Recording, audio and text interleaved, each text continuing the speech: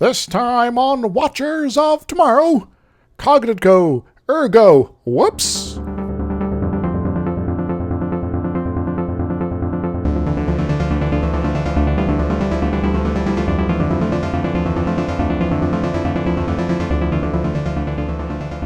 Hello everyone, welcome to Watchers of Tomorrow, the sci-fi review and critique show that messes up the difference between inference and deduction. My name is Gepwind. I am joined as always by my friend and co-host Dr. Izix. Hi.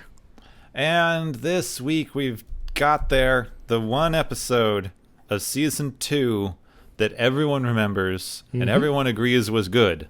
Yes. Because it sets up some stuff for later. I mean, the episode itself is still pretty good. It's a little thin on the ground once you get into it. But, you know, it sets up a really, really good episode in like 5 years. Yes. And I do honestly like both of them. And yeah. So it's a bit of a treat. And as of this recording, this is not going to come out for a minute. I have no idea what's happening in the future. But as of us recording this, we still have no idea what happens with this guy's new guest appearance on Star Trek Picard, other than it was in the trailer. Yes. So we'll see how that rolls. Yeah. I'm still a little bit ticked that he didn't turn out to be Raffi's handler. No, that's true. You know, it would have been a great sort of reveal, like, oh yeah, your handler is this hologram, and you're like, what? And she'd be like, what's going on? What? How is? I don't. And then she falls over. Yeah, like one of the Federation, like Black Ops, whatever intelligence team has found this guy. It's like, this is the most intelligent criminal who's ever lived, and we have him, captured as a hologram. Indeed. So, who better to run our counterintelligence agency? It's like, are you okay with nefarious things? Sure, just as long as I get to, exist. Like, oh, all right, we'll give you a job and we'll let you exist. Oh. Yeah. Well, that's nice. Why not? Just, it makes them, it made more sense to me, but no, of course, they had to bring Worf in somehow. Anyway. Yeah, we're doing Elementary, My Dear Data with the first appearance, the first of 2, possibly 3 at some point, appearances of the Star Trek version of Moriarty. Professor James Moriarty, master criminal who, is like this guy and kind of famous for being a Sherlock Holmes arch nemesis sort of figure. Yeah, who, as far as I remember, appeared in I think 1, maybe 2 stories. Yeah, but was I guess made enough of an impact that was the one that everyone actually remembers. Yeah, because he was in the Reichenbach Falls thing. Mm-hmm. Because he and Holmes took each other out. It was this whole, it was the only way for Holmes to defeat him was to die. Yep. Because Sir Arthur Conan Doyle was really, really sick of writing Sherlock Holmes stories. It's like, I need to stop doing this, so I'll just kill him off, but I'll do it in an epic way, so it all works, right? And then it sparked a massive amount of outrage, and created what is arguably the world's first retcon. Yep. He didn't really die. Though I have heard a few folks suggest that maybe the Holmes that came back from all that was actually just Moriarty. Dun, dun, Except that in the actual books and story, they look nothing alike. Indeed. Not even a little bit. So it wouldn't make any sense, but, Yeah. People like to come up with this hot Moriarty is an invention of all other adaptations. I've never seen a screen adaptation of Moriarty that looks anything like Moriarty as described in the book. Which, I'm not a stickler for that sort of thing. I just think it's funny. The only time that I've ever seen a adaptation of Moriarty in visual format that looked anything the way he's described is in the original League of Extraordinary Gentlemen graphic novel. So I guess if you want a good example of Moriarty, well, too bad, but the closest you can get is there. Yeah. I'm actually watching the Librarians of late, and in season 2, due to, magic, Moriarty has been pulled out of a book, and he's just the most handsome guy you'll ever meet. Of course. Yeah. I had to get around to that. Yeah. It's kind of fun. It's, not entirely, super deep most of the time, but it's like, well, we're going to have a little adventure, and I guess if you want to avoid a massive modernish magic-based franchise because the author's kind of awful, this is maybe a good alternative, folks. Yeah, since they canceled Owl House. Yeah. So, but technically Librarians is also over, so, it's... Yeah, everything's over. Yeah. Now I'm just thinking about I was thinking through all of the, Sherlock Holmes style Moriarty adaptations, and now I just have cats stuck in my head. How did that happen? McCavity, the Napoleon of crime. Oh, yeah. McCavity's not there. Yeah, there's no one like McCavity. So are we ever going to do cats on this podcast? I know it's a little outside of our wheelhouse, but, it depends on how you interpret the ending. Well, we'll go with that the ending is, it's actually just aliens, Yeah, I mean, that thing looks a bit like a flying saucer. Yeah. But there's no way in hell, if we ever do, we're doing the damned 90s PBS version. I'm not watching that fucking new one. No. I rather enjoyed the 90s version there, and I've avoided the more recent adaptation. I'd be fine with the horrifying visuals, but the fact that none of them can sing concerns me. Well, maybe all these cats are, more for screeching than actually meowing. So, yeah, anyway. Yeah.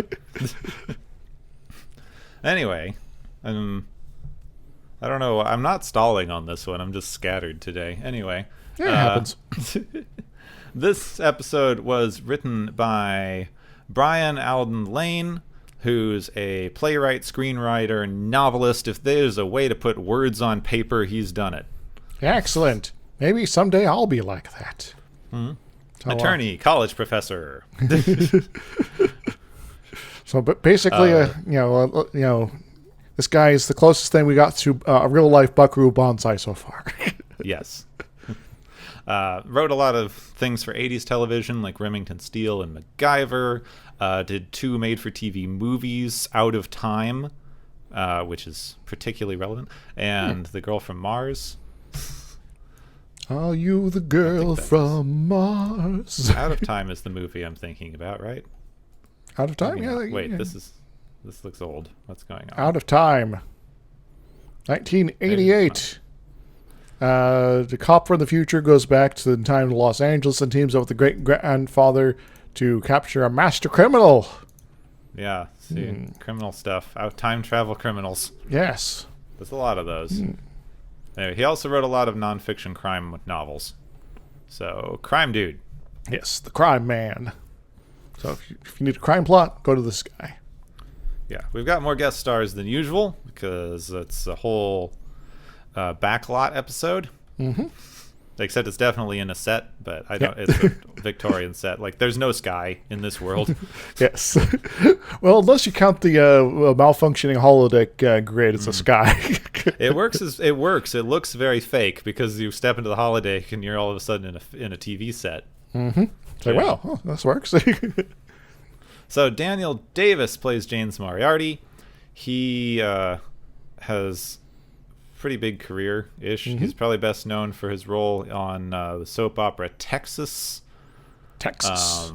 which was in 181 episodes over 2 years or 2 or 3 years. And he was on The Nanny as a butler.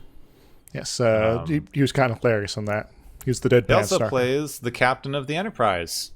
For, I believe, some sort of Russian submarine movie, I think it was. Yeah, Hunt for Red October? Yes. The best Russian submarine movie? Don't besmirch. It's one of my favorite Russian submarine movies. Excellent. How many are there? I don't know. Okay. Oh, I guess there's not a lot of Russian ones. I watched that. I watched Hunt for Red October and got obsessed. I watched Das Boot with my dad a couple of times. But that's German. Yes. Yeah. There was not Periscope Down, but another sort of submarine movie parody movie where they faced off against the Pink November. Uh-huh. Yeah. That one I hadn't seen. Yes. I was obsessed with submarines as a kid. They're kind of awesome. It's like a boat, but it's underwater. Then we've got Alan Sherman as Lestrade. He's an actor and writer. Has a lot of smaller roles in films, like The Incredible Shrinking Woman and Escape from New York. Excellent. And those both technically are things we could cover in the future, maybe. He co-wrote the musical Bloodshot Diamond, which was adapted into something called Bloodshot, which he then starred in. Yeah. No. He's been around. Yes. Also, apparently does a lot of voice work for things like Guild Wars, Diablo, and what was it? It's probably World of Warcraft. Yeah, probably one of those. Yeah, sounds likely. He was also in apparently 3 episodes of the High Fructose Adventures of Annoying Orange. Ugh. But also, other random things, like voiced some folks in Where on Earth is Carmen Sandiego back in the 90s. Oh, nice. Haven't seen that in a while. The new one's kind of taken over. Now, let's see. Where was I? Right, we've got Biff Menard plays Ruffman, who doesn't have a big role, but I mention him because he also played Officer Michael Murphy in the 1990s Flash TV show, which is one of my favorite superhero shows. I have the DVD set sitting next to me now, on my TV table. Nice. It's way better than the one they have now, and the fact that they keep bringing characters in from it is the only redeeming value of the new Flash show. And also, this is the first appearance of Anne Elizabeth Ramsey as Ensign Clancy. She'll appear later in The Emissary. She's best known for starring in Mad About You. Wait, which Emissary? The next gen Emissary. All right. Because that's actually an important question. Yeah, that's a whole thing later, but not now. But she shows up in a lot of other things. Dharma and Greg, Critters 4, Man in the Family, Doctor, just general sort of guest roles in a lot of things on top of the Dynasty stuff. The Secret Life of the American Teenager in 43 episodes. Did they ever figure it out? Is that like a documentary? Never seen it. Yeah. It was so secret no one watched it, apparently. Okay. Let's jump in, because I spent a long time messing around in this one. Mm-hmm. So the Enterprise has a few days of downtime before they rendezvous with the USS Victory in a few days. That's always when they get into the most trouble. Yes. What happens when the Enterprise crew has nothing to do? They cause trouble for themselves. Yep. Data arrives in engineering, having received an urgent message from Geordi. He finds Geordi looking over a wooden ship model with miles of string and rigging. This is one of those big ones with just ropes everywhere. Mm-hmm. Yes, sails, flags. It's the HMS Victory, which Geordi plans to give to the current Victory's captain because he served with him as an ensign. That's kind of a nice deal there. We are dealing with starships, so hopefully this thing doesn't get knocked over the first time there's any sort of failure of the inertial dampeners or something like that. I know, and on old boats they used to stick stuff to the table. Yes. This one's just kind of set up in engineering. Yeah. So they talk for a bit about how humans have always wanted things they can't have, like the past. Mm-hmm. I don't know. I like not having dysentery personally, but now what if you could have a wooden ship like that, but not dysentery at the same time? That could be fun. I do like wooden ships. Yeah. Well, apparently there's actually a National Historic Fleet in the UK where they actually have wooden ships for you to look at. So yeah, they've got that. we have one in our harbor here in New York. There's one permanently docked out in Boston, the Ironsides. Oh yeah, In San Francisco, there's a submarine they can go in. Yeah, I remember that. I've been to that when I was a kid and obsessed with submarines. There you go. It's all coming together, folks. So, speaking of living in the past, Geordi called Data here to go play Sherlock Holmes in the holodeck. Mm-hmm. So, this is an urgent message, Data. We have to go play. Yeah. So they arrive at the holodeck in full costume. They ask the computer to pick a Holmes story at random. They enter Holmes and Watson's room, where Data explains the significance of various objects and how they connect to Holmes's stories, plays the violin for a bit. Geordi does some writing in Watson's style for fun, and then Data announces they're going to have visitors just before a knock on the door. That's, Holmes stuff. Yes. I'm pretty sure that they got a lot of the trinkets out of order, story-wise, but Yeah, right. It's the computer probably wants them to not necessarily know exactly what story they're introducing themselves into here. But ... So Inspector Lestrade comes in with another man. Lestrade explains that this man's just been pickpocketed. The thieves made off with a photograph. Data rips open the man's coat, finding the photograph, and begins to explain that this man is an agent of the King of Bohemia, and that he intends to use the photograph as blackmail. Geordi gets frustrated and runs out, with Data following in confusion, because he doesn't know what he did wrong. Yeah, well, I guess he might just be confused about the King of Bohemia bit there, because at this point in time, isn't Bohemia, aka modern Czechia, part of the Austrian-Hungarian Empire? I was trying to remember if I wrote this down anywhere. So, there's that. But you have some historical problems, but also the King of Bohemia is in is that A Study in Scarlet with Irene Adler, because she was dating him and they have embarrassing photographs together, and he's about to enter a political marriage, and he's worried that she can use the photographs for blackmail. And he creates this whole ruse about having been pickpocketed to enlist Holmes, which he sees through immediately and has to do the whole Irene Adler thing. So this dude just bringing the photograph to the room makes no sense even within the story that they're referencing. I think... I don't know how Data figured this out. Data magic, I guess. Or alternatively, the Sherlock Holmes of the Star Trek universe is different than the one that we know.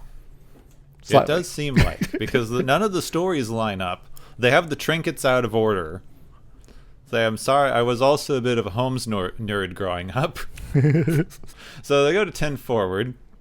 Geordi tries to explain that solving a mystery is part of the fun, and that jumping to the end just sort of, isn't any fun because you just have it memorized. But this does seem to be a problem if you're familiar with the stories and you're just doing the story as described in the holodeck, because then you're also not solving a mystery, you're just going along with the script. Yeah, you're just going through the motions. So Pulaski overhears and decides that she has to be a dick. As usual. For some reason, that's her whole character on this show. All right, Pulaski, what is it? She posits that Data is incapable of deductive reasoning because he can only solve things through memorization, which is pretty ridiculous because it's his literal job on the ship. Yes. Well, maybe Pulaski's under the impression that Data has just read everything that any Starfleet ship or any ship that they know about has ever done, and thus just has all those answers indexed somehow. Yeah, I guess. Except that the entire point of this flagship is that it's encountering all the things that no one's ever seen before. To seek out, new life and new civilizations, that sort of thing. Data is a scientist. Deductive reasoning is his entire job. Yep. So anyway, Geordi goes, stop being a dick about this, essentially. They say that what if they got this computer to make an original story, and then Data wouldn't know the outcome, so they can test this. Pulaski thinks Data wouldn't stand a chance, so he accepts the challenge and invites Pulaski to come watch. They arrive at the holodeck, ask for an original story in the Holmes style, and then take some time to explain to Pulaski so we get the concept nailed down again, I guess. So we got a new holodeck novel that is now being written by a chat AI. Great. Yeah, essentially.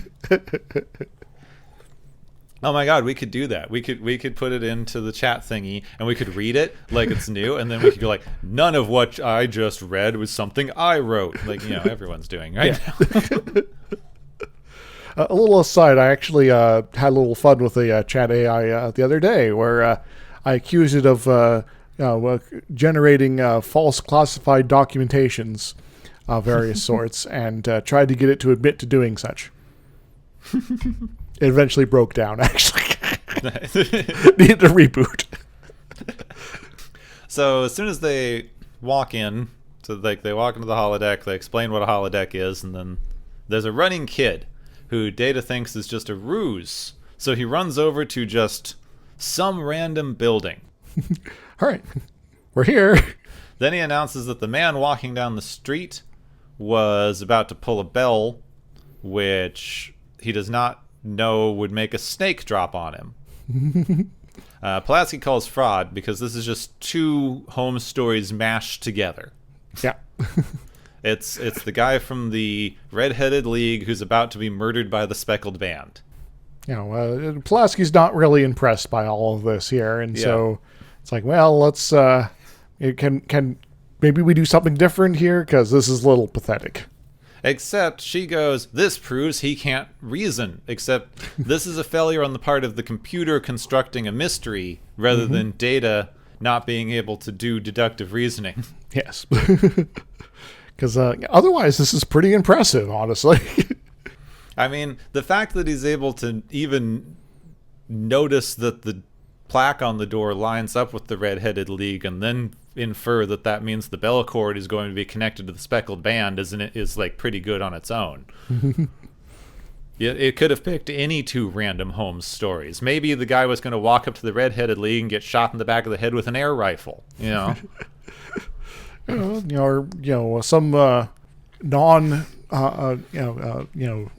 a murder method, or a murder method not actually used in the Holmes story before, but would be fitting within the setting or something like that. And then suddenly a giant glow-in-the-dark dog runs up. Like, well then. And accuses a man of stealing government secrets related to the Navy. Check his... the computer is just very confused at this point. It's just randomly mixing.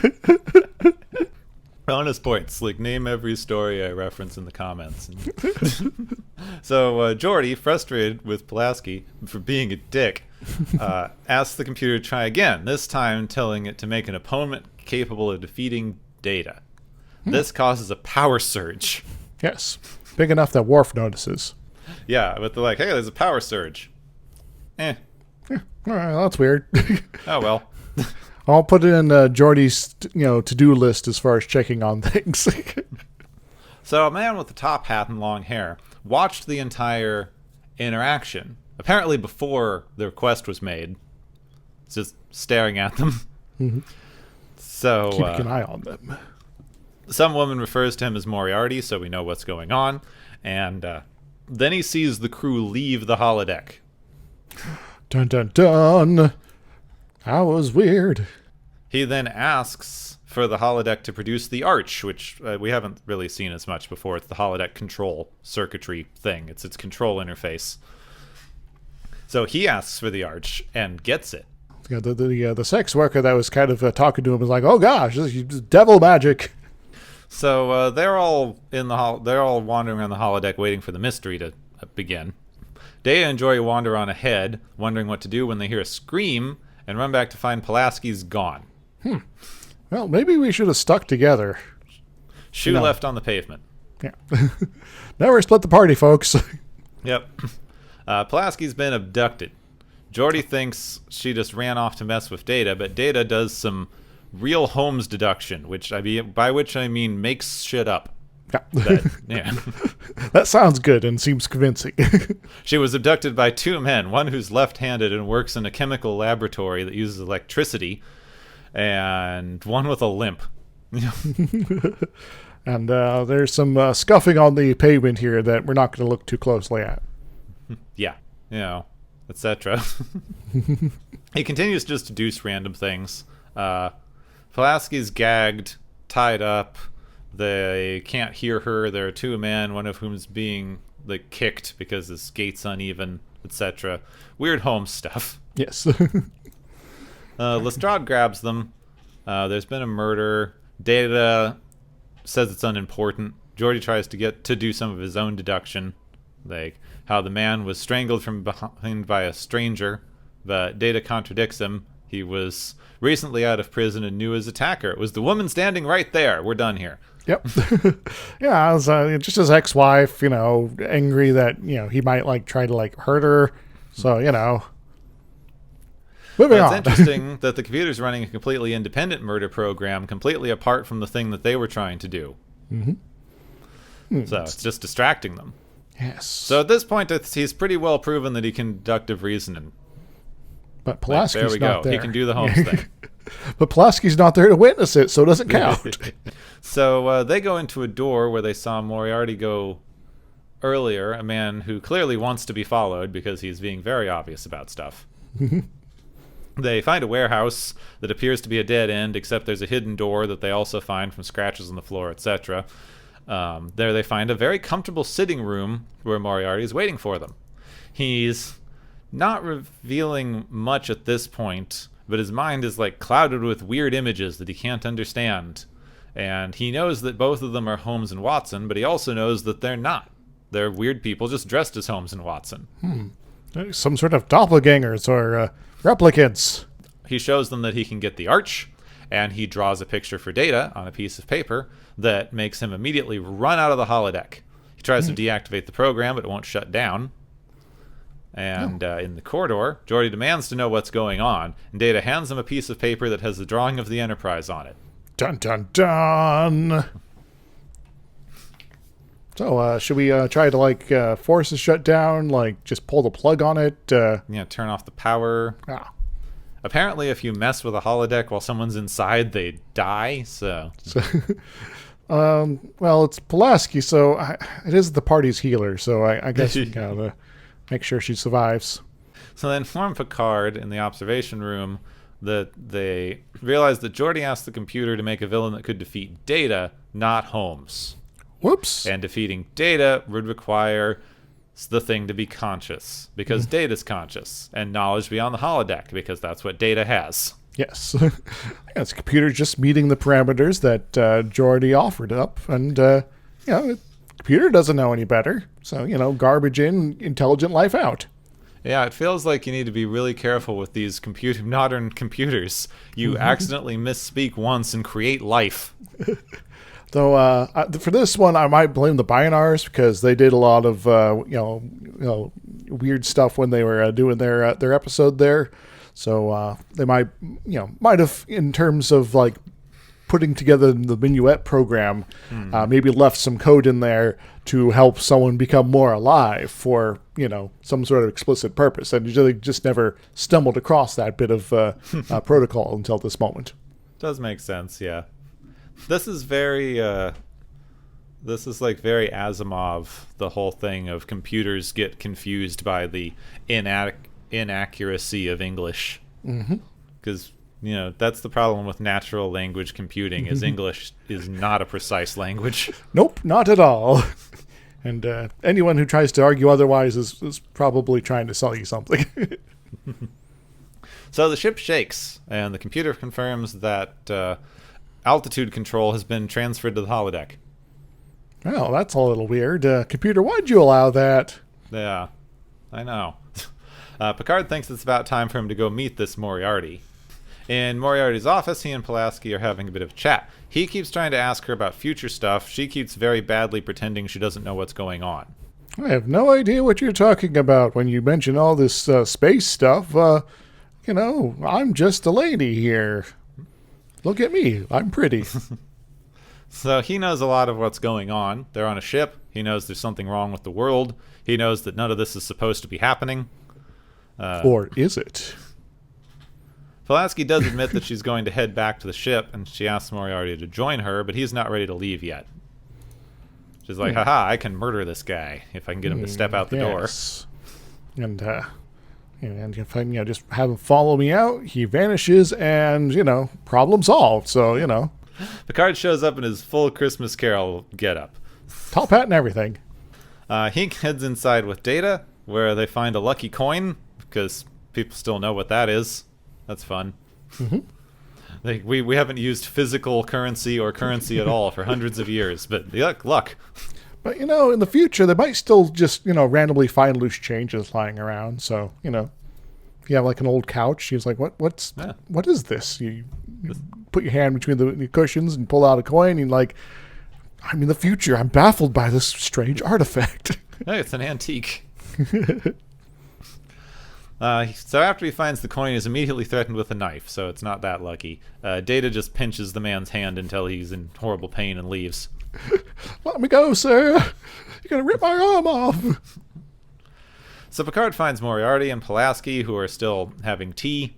Picard explains that as Data's opponent, Moriarty's purpose will be finished as soon as the story's done, win or lose. So Data concedes that he's lost, and this does nothing. Well, that's a little strange. However this all began, Moriarty says that he's now evolved beyond his original function. He knows he exists, and he wants to continue to exist. The problem is, Picard can't do that. They don't know how to let holographic matter continue to exist. Well, what if we just left the holodeck on 24/7 and, just let him hang out here? That apparently is bad. Oh, yeah, I guess for some undefined reason. Well, maybe it's a matter of scheduling. There's other people that want to use the holodeck and don't necessarily want to get into a weird Holmesian adventure or something like that. And, according to Voyager, it eventually just leads to sentience anyway, and then everyone thinks fairies are happening. And, the moment there's, any sort of strange phase inversion of space going on around the ship, they're either going to have that happen faster, or they're going to escape and start murdering people, or whatever. Something weird's going to go on, and maybe it's, good to just turn it off occasionally. So Moriarty believes this because people are telling him the truth finally. He returns control of the ship and places himself completely at their mercy. Picard decides that, they don't know what they can do with hologram. They can save his program until they have some way for him to exist outside. So they save the character, and end the program. Well, that seems reasonable. Hopefully everything will turn out well for Moriarty in the future. Yeah, I'm sure it'll be fine. So later, Geordi is a little bit depressed about misspeaking to the computer and accidentally creating a life form that almost destroyed the ship. But Picard thinks it's fine. Look at it this way, Geordi. You're now a dad. And they both reminisce about how they like old Navy things. And then the victory arrives. And hooray! This is what we were waiting for, It's done. Good job. Victory has literally arrived. That means the episode's over. I think I talked before about the difference in this between deductive reasoning and inference. I think you've mentioned some of the differences previously, but feel free if you want to talk about it again. I just think it's funny because the home stories, everyone holds this up as this is logical deduction, which is actual logic. You start with the facts, you work it out, you reach a logical conclusion that you can prove. Every step of the way is known. Mm-hmm. Most of what Sherlock Holmes stories do is inference. You see a couple of things, you put them together in your head, you go, this must be what's happening, but you have no way to actually prove that is the thing that's happening, or that is the only thing that could be happening based on the data you have. Yeah, this seems like the reasonable thing for me to get out of this, and I'm just going to ignore the alternatives, and here we go. Now, I do think it's interesting because, deductive reasoning is in fact something that you would assume a computer would be able to do. Mm-hmm. It would be really easy. That's what computers do. So you would assume that a complicated computer like Data would be incredibly good at deductive reasoning. Mm-hmm. It would be interesting to say maybe he's not good at inference, because that does take a leap of essentially non-logic to function. It's the only way that a sentient being would be able to function in the world. You cannot do this. You'd never get enough information to make a correct decision all the time. Indeed, yeah. So you need to fill in some details and, assume they are correct and, for the time being until you run into evidence pointing you in another direction. And then sometimes even people don't correct themselves even then, so Mm-hmm. But yeah, that's the thing. It'd be more not interesting, but it'd be more correct if Pulaski assumed that data couldn't infer things, because it would make more sense for her to be like, he's a computer, he can only do logic, he can't make the insane guesswork necessary to solve a mystery. Indeed, yeah. Which is really what she's, critiquing, just using the wrong language for. Yeah. Because, it's like, well, you've seen these elements in stories before, so you were able to make the correct, deduction, quite literally, because, this means this in this story, and this other thing means this in this story. Combined together, they, the only sort of solution is for this to be what's going on. While, if, data was, fully going full inferencing on, it'd be very much all right, I've seen one of these elements, and I don't know what the other one is, but I'm now going to jump and say, given what my knowledge about the Holmesian sort of style is, to fill in some details here and guess that, this particular means of murdering this person is going to be the rope or the air rifle or the glowing dog, and and so but that's not quite what we get. At least not that particular example. I can't remember if I mentioned this quote before, but I found this thing that was, it's a Terry Pratchett quote from Feet of Clay about the Sherlock Holmes style of doing mysteries. Mm-hmm. It's one of his police officer characters talking about clues. Says he distrusted the kind of person who'd take one look at another man and say in a lordly voice to his companion, "Oh, my dear sir, I can tell you nothing except that he is a left-handed stonemason who spent some years in the merchant navy and has recently fallen on hard times." Then unroll a lot of suspicious commentary about causes and stances and the state of the man's boots, when exactly the same comments could apply to a man who was wearing his old clothes because he's been doing a spot of home bricklaying for a new barbecue pit and been tattooed once when he was drunk and 17, and in fact got seasick on wet pavement. Yeah, I like that. Sometimes the alternative to the inference conclusion is actually correct. So Mm-hmm. So inferences are good starting places, perhaps, but don't rely on them for finding your end conclusions here, or basing actual important decisions on. Sometimes they may spur you to action that is going to lead you to a lot of trouble. Like obviously this person knows everything about this because they have spoken to this other person, and that other person for sure would have told them all of this information. And so I'm going to act as if this person, the first person, is fully up to speed on everything going on, and thus I will not bother to tell them thing one about what actually is going on, because that would waste time. And now someone's lost when you ask them to do something, and they're like, "No, I don't want to do that because this sounds like a mad plan of yours." And this is one of the reasons that this works very well, like the Sherlock Holmes and Star Trek mashup that they do, which they continue doing. Data's Holmes thing is very long running through the series, even without Moriarty showing up again. Yeah, and creeps in here and there. It's kind of interesting to look at on this, because it almost was an early form of science fiction. Like, it's very light, but when you're dealing with the Victorian era, the time period at which Arthur Conan Doyle was writing Sherlock Holmes, finding fingerprints was like cutting edge technology. Yes. So if you get this fingerprint, what can it tell you about the criminal? Well, it might be able to match it up to a specific criminal, but what can it tell us about them? So, like, the idea that this guy could gather enough information that he was able to solve crimes from evidence available at the scene was essentially science fiction. Mm-hmm. And in fact, it still is. Yeah.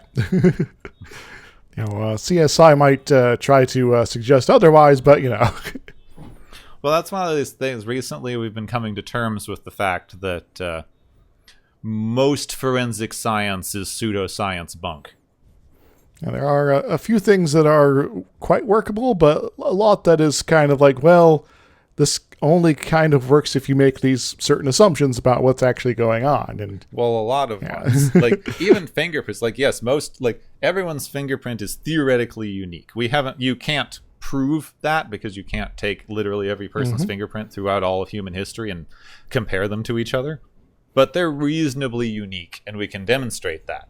But being able to reconstruct fingerprints and identify them in a database to match them up with anyone has been demonstrated to barely work. Yeah. So you took a fingerprint off this bullet that was deformed upon impact here, and you claim that is now going to be the means for which you are linking back to this person from a partial fingerprint you got somewhere else? What? Yeah. There's so much margin of error, sir. Most of the fingerprint analysis is done by one person staring at a screen and doing a decent amount of guesswork. Mm-hmm. Like back and forth. Things look kind of the same, but I don't know. And that's probably one of the most definite things that we're doing in forensic science. Like DNA evidence, that's pretty, you can take a thing and find DNA in it. But we don't do that well most of the time, and all it demonstrates is that you found DNA. Yes.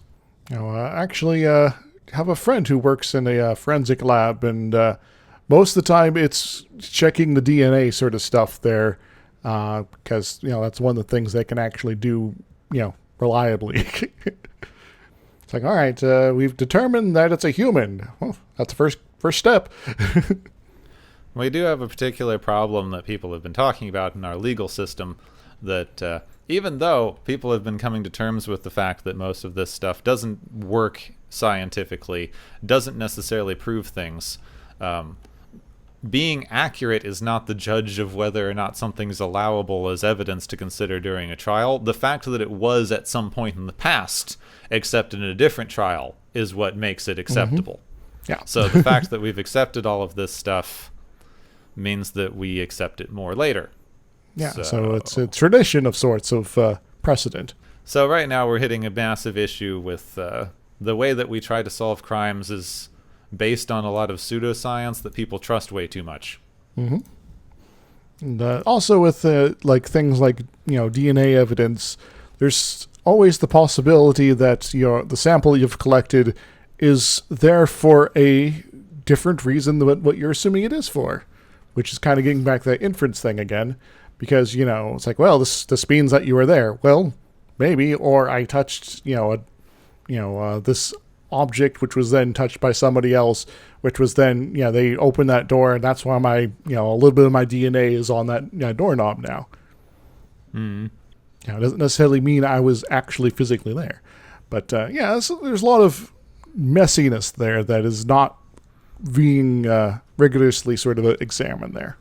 So you know what's really, really in right now that we could put in our SEO is AI. Yeah, AI. Which we brought up a little bit during the synopsis there, but this is very much a case of effectively a chatbot with computer control, aka the computer itself, trying to interpret what is being said and then generating an artificial intelligence as a result. Yeah. Yeah.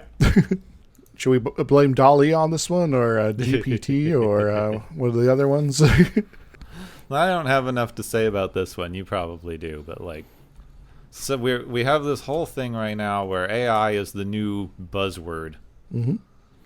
and That's essentially it. It's like blockchain. You say AI next to something, and all of a sudden people want to throw money at it. Yes.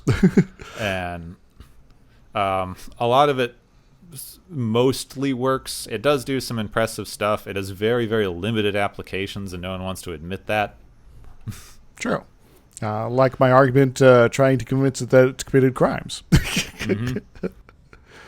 But a lot of those sorts of AIs are taking elements that are related to the prompts, arranging them in a way that follows previously observed structures, and then outputting them to you.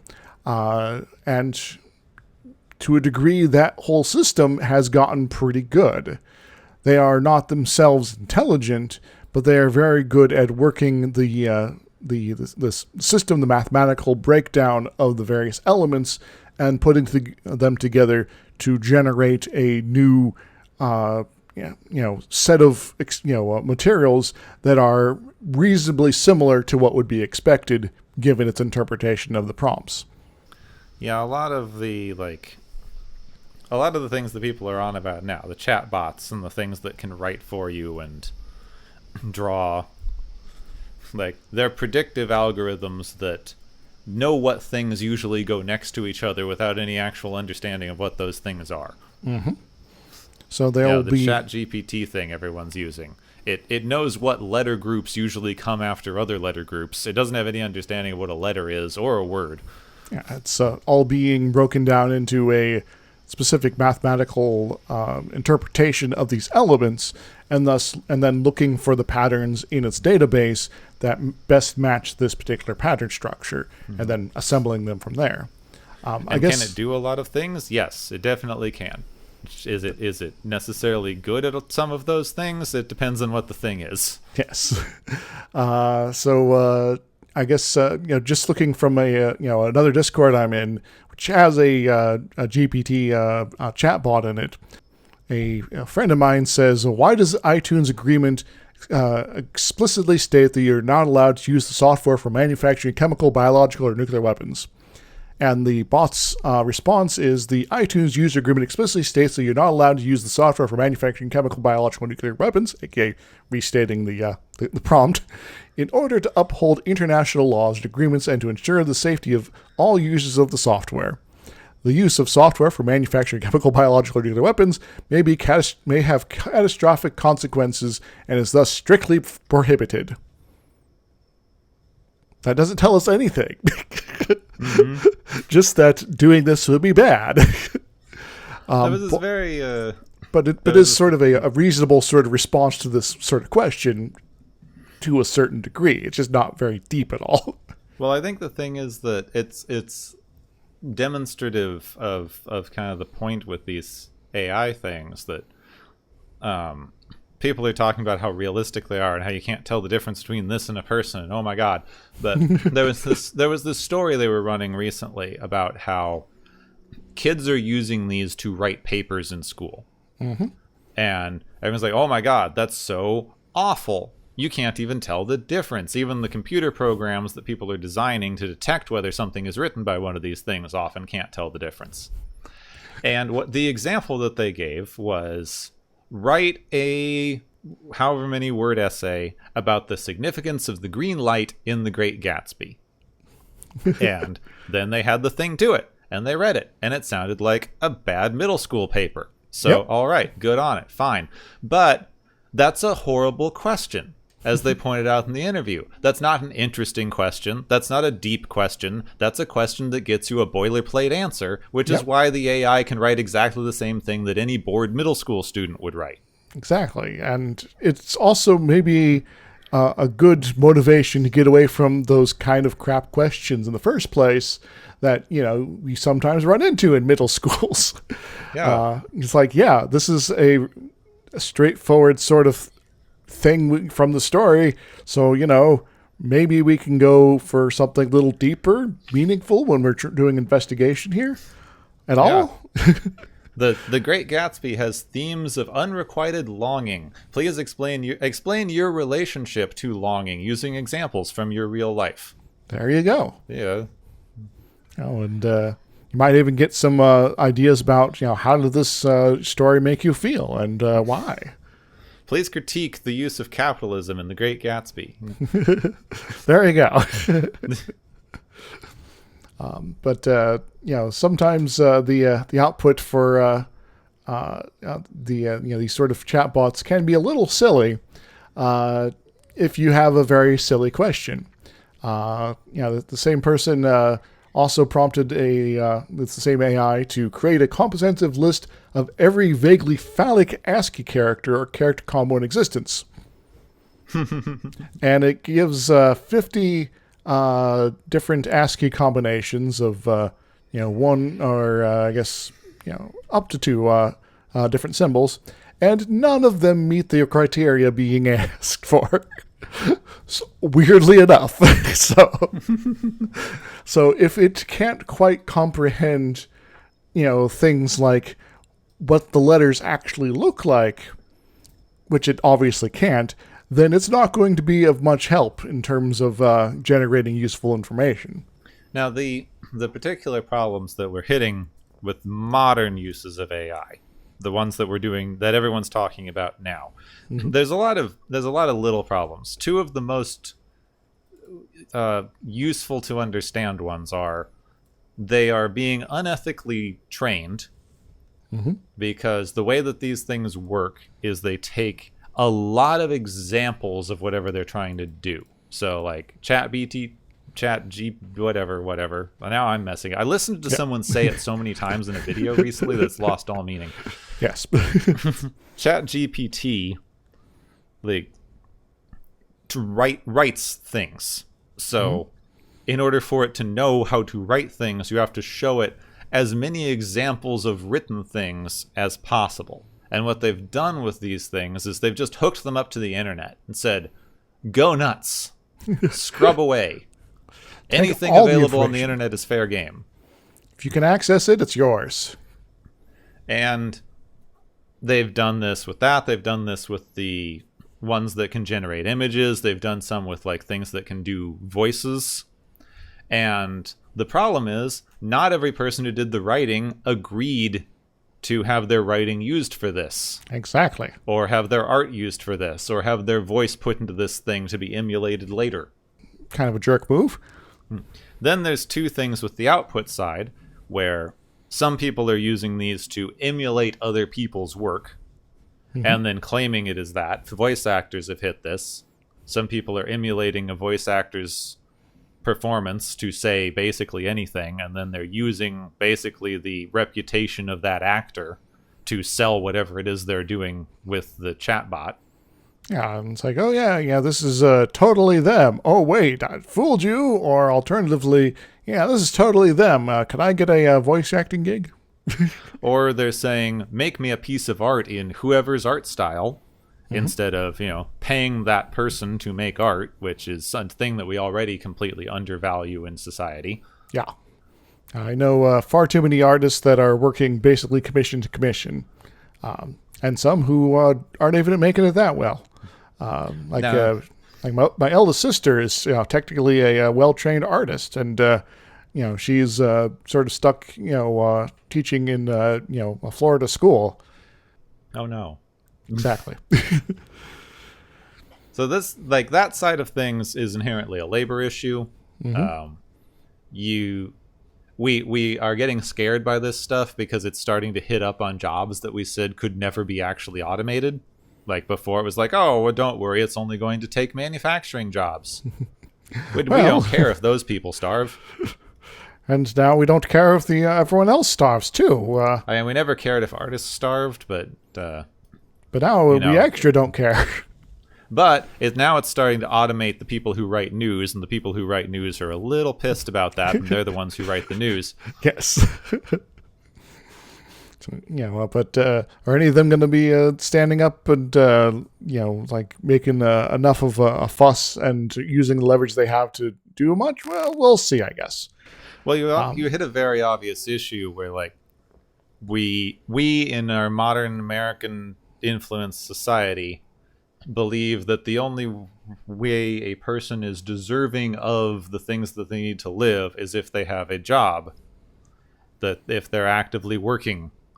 And the more and more jobs that we automate away, you only have two choices. Either we say you're not allowed to automate the job, in which case someone's doing something that could be done easier, better, and more efficiently by a machine for no reason. Or we say that that person's job just didn't matter and now we need to make new ones, which will eventually also be automated, and we just kick the can down the road. Indeed. And also, if you're making up new jobs, obviously those weren't things that you really needed to do that much, were they? Indeed. Well, we now have a greeter for the front desk secretary, who is only technically the front desk secretary because they only forward you to the desks behind them, and that person will then actually handle all the actual interactions. But Oh darn! I don't have the story. My mother sent me this short story a while back. There was a person goes into the future and he sees them manufacturing cars, then taking those newly manufactured cars over to another facility where they disassemble the car into component pieces and then ship it back round. And the entire point of this chain is to just keep everyone involved in this process employed. Whew. Or, we could just make sure people, have enough money to live generally.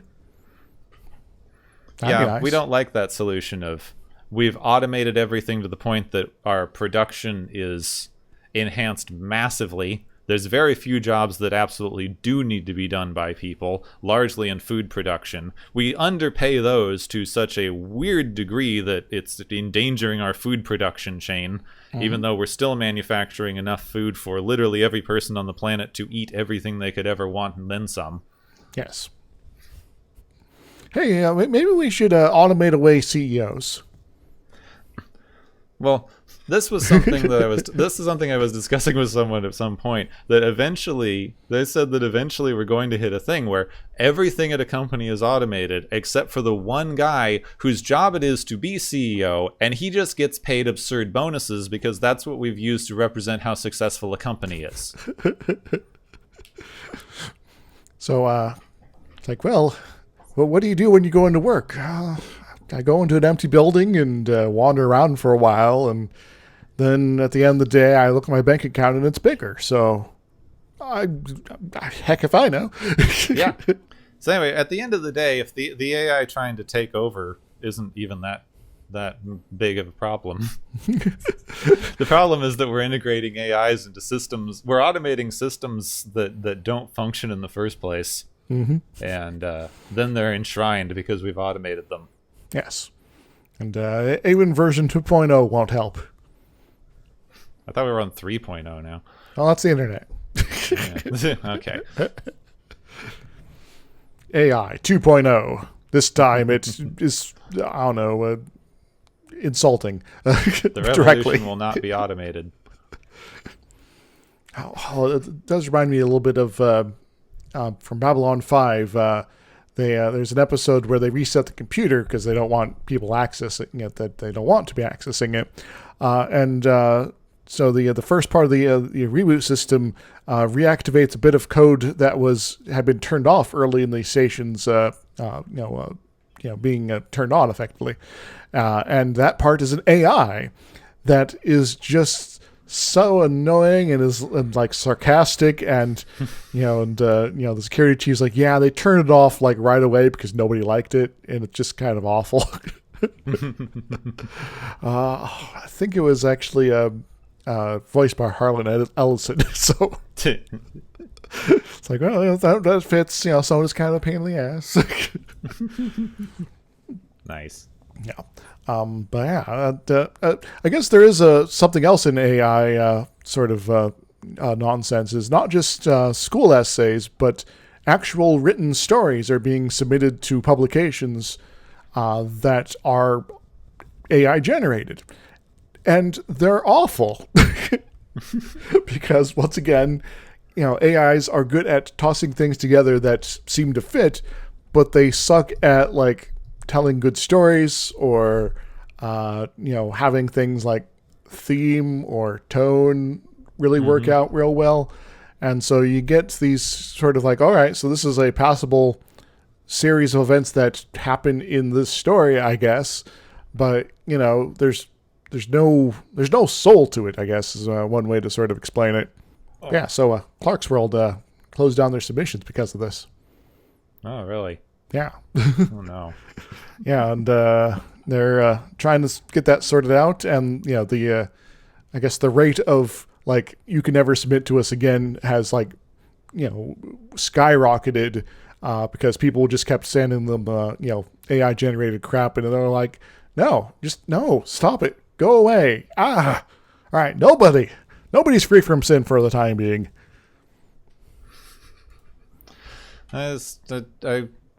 My partner and I just love reading AI-generated stories from way back, the predictive ones, because they get on such weird tangents and are hilarious. Yes. But, they're not good. Yeah, they're not good stories. They're gem. The gem that is that you can find in them is that they are so absurd, and that can be fun in moderation. Mm-hmm. But if you're trying to write, say, a horror novel, then you want, not to have the weird elements of suddenly this character comes out of nowhere and is like, I am now going to walk on the ceiling. Okay. Mm-hmm. And, so it's like just so frustrating. And maybe that's why some of my submissions aren't going anywhere. Yeah, do you write too much like an AI? No, it's just, getting... it was already hard being in the one of many, and now there's one of many squared. Mm-hmm. Yeah. Now you have to compete with actual computers for your writing gigs. It's frustrating. But, shall we take a quick detour? A quick detour? Yes. To Cartesian coordinates. Oh. Do you understand the connection? Only sort of. All right, so Cartesian coordinates is a set of coordinates where you have an x and y axis and sometimes a z if you're going 3 dimensions.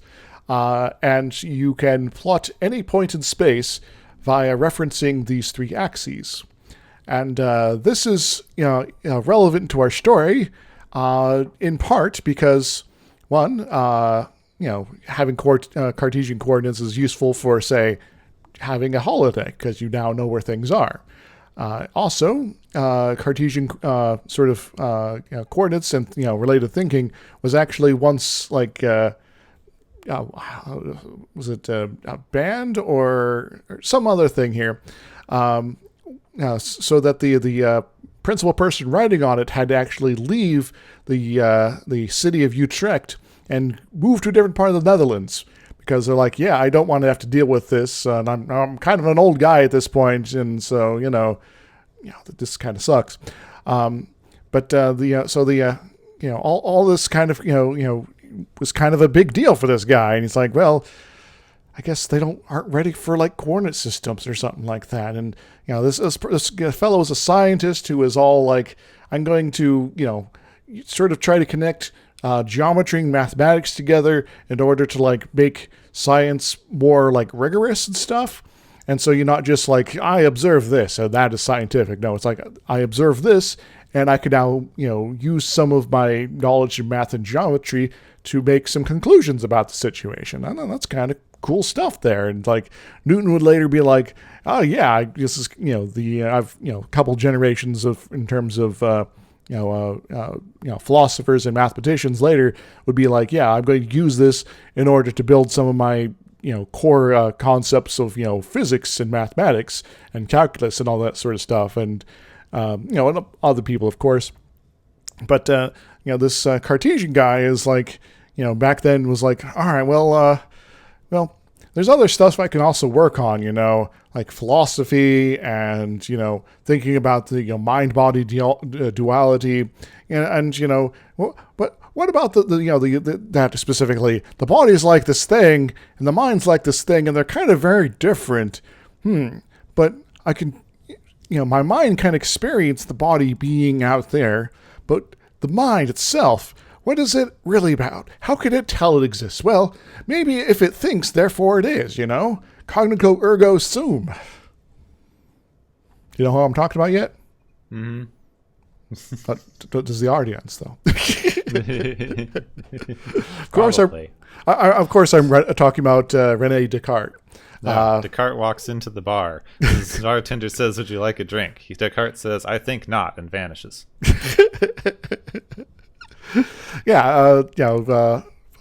Early modern philosopher, 1596 to 1650 he lived. French-born in a city that would later be named after him, I guess. And spent a lot of time in the Netherlands, being chased around occasionally by people that didn't like his work. Spent some time in Sweden in later life as well, and then he died. But he also did a lot of stuff before then, including works on mathematics, philosophy. He was in the army for a little while in the Dutch States Army, and is sort of seen as one of the founders of modern philosophy. It's like, oh yeah, we got a lot of like Greek stuff here, but maybe we should get away from their certain perspectives there and see if we can come up with our own perspective that can tell us, that might work out better for, investigating stuff generally. And so, yeah. Yeah, because the Greeks were weird about that. Yes. And up until this point, most philosophers are like, yeah, well, if it's not Aristotle, then it's crap. So, yeah, I just wanted to talk a little bit about the guy here. And because Moriarty think, therefore he is. Exactly. And, that'll come up in the next time he shows up, so. Mm-hmm. But I don't think Descartes was quite that powerful of a thinker in terms of manifesting himself in reality. Otherwise, he might still be here, watching us, listening to this very podcast, because he will think. He didn't say I talk, or touch, or do anything else. Yeah. That's true. So there might be Descartes floating out in the ether somewhere, judging us. Sitting around thinking. Yeah. It's like, what would someone think about in that case? I guess if someone's stuck in a endless void forever with, weird moments of clarity and consciousness, that might be some definition of hell. And, hopefully no one else ends up in that situation, Yeah, I know. Yeah. That would be bad. Yeah. We'll find out in a few years, I guess. Yes. Anyway, I think that's a lot of what we were going to talk about on things, and we're running over, so yep. It's probably time for the Galaxy's favorite game show! Woo-hoo!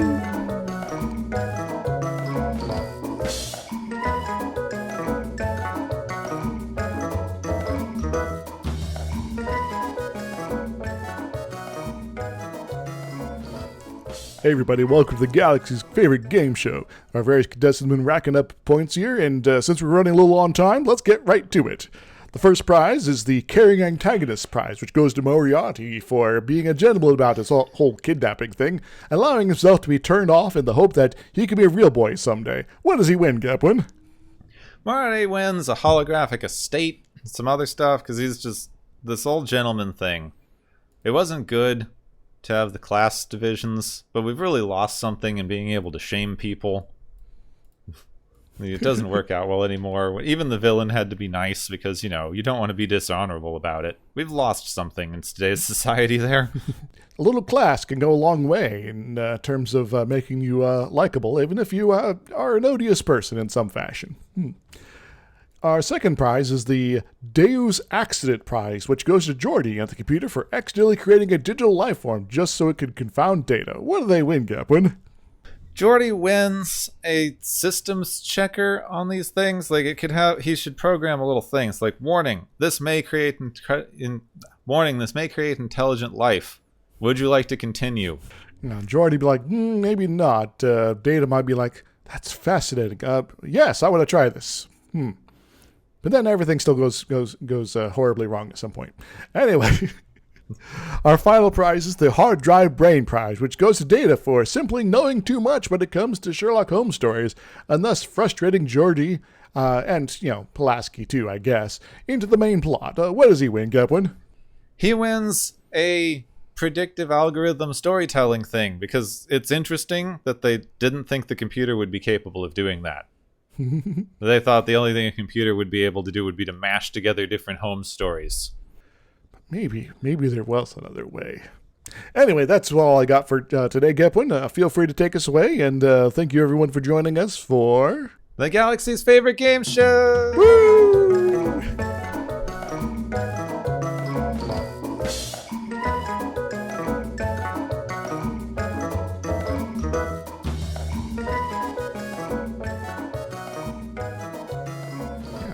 What else do we got going on here?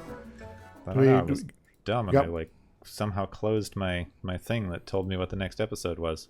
Well, I recall it's an episode that also features a little bit of holodeck time. It features lasers. It features a comedian coming on the episode and as a guest star, and something about someone being outrageous. Oh, right. Yeah, the outrageous Sakana. Joy. Yeah, this one. I like him. It's a quaint episode, I have to say. There are things that I really like about it. Other parts I'm like, really? Yeah, I mean, well, he later goes on to play Cliff Secord in The Rocketeer, which is a movie I always liked. So he's an interesting character. I don't hate Okan as a character. They don't know what to do with him. Yeah. It's one of those weird guys that represents, shows you just how strange some of the stuff going on outside of the Federation is. Yes. It's like, yes, there are people outside the Federation, and some of them are this guy. Though, as far as, I guess, sort of themes, it's an episode that is all about examining humor. Sometimes that works, sometimes it's baffling. So I guess we'll have that to look forward to. Yeah, I mean, it's sort of about examining humor. It's also mostly a bad retelling of Romeo and Juliet. Yes. What if we told it from the a position of like a carriage driver that is sort of observing some of the players involved here and just happens to be carrying an important person along? Yeah. Basically, what if the monk framing device from Romeo and Juliet got arrested? Let's find out. So anyway, yeah, and then of course he shows up again in Prodigy. Prodigy. I think he was like the DJ in Lower Decks at some point too. Huh. Didn't notice that. I don't think he had speaking lines at that point. I can't remember, but that would be perhaps fitting, yes. So anyway, yeah, next time, Outrageous Sakana. So it's a thing. Next time on Watchers of Tomorrow, this guy ain't worth mud.